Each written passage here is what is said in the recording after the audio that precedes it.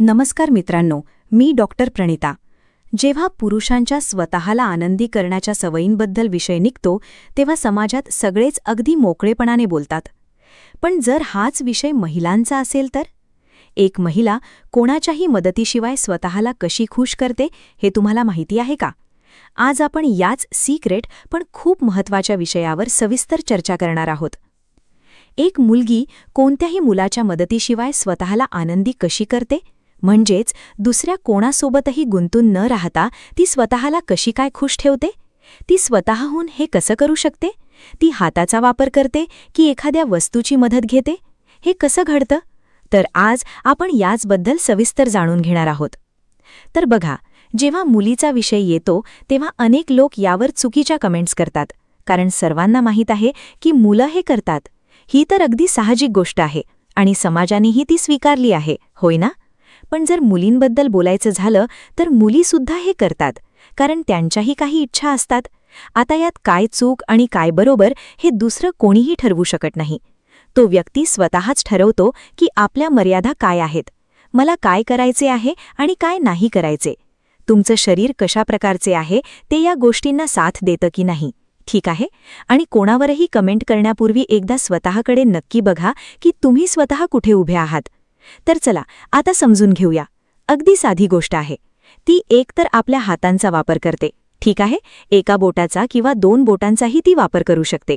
ती फक्त बाहेरच्या भागावरही करू शकते आणि त्यानंतर गरजेनुसार हलकंसं आतमध्येही करू शकते. अशा प्रकारे 2 बोटांनीही तिचं काम होऊन जातं, ठीक आहे? कारण त्यांचा जो प्रायव्हेट पार्ट आहे त्यातील जी संवेदना आणि उत्तेजना आहे ती बहुतांश शरीराच्या बाहेरच्याच भागावर असते.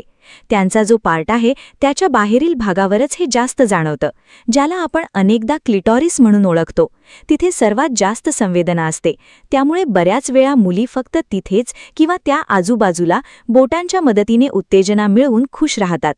जर त्यांना थोडंफार इन्सर्ट करण्याची गरज वाटली तरीही त्या बोटांच्याच मदतीने ते करू शकतात, बहुधा या 2 बोटांच्या मदतीनेच, ठीक आहे? काही जणी काय करतात तर त्या टॉयजचा सुद्धा वापर करतात. आजकाल बाजारात खूप सारे टॉयज उपलब्ध आहेत. लोक त्यांचाही वापर करतात.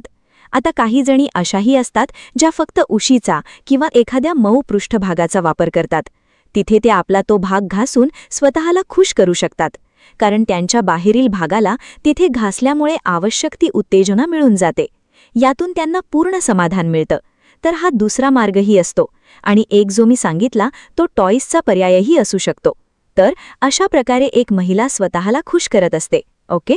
आता काही लोक असंही म्हणतील की काही जणी भाज्यांचा वापर करतात, काही वेगवेगळे मार्गही अवलंबतात, ठीक आहे?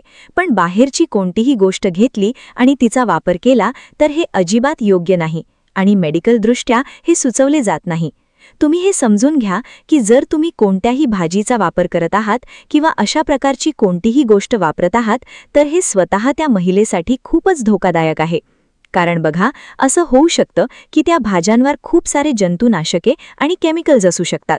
पहिली गोष्ट म्हणजे जर तुम्ही ते व्यवस्थित स्वच्छ केलं नाही तर तिथे इन्फेक्शन होऊ शकतं आणि ते घटक तुमच्या शरीरात खूप लवकर शोषले जातील, ज्यामुळे आणखी बऱ्याच समस्या उद्भवू शकतात. यामुळे तुम्हाला वंध्यत्व सुद्धा येऊ शकतं.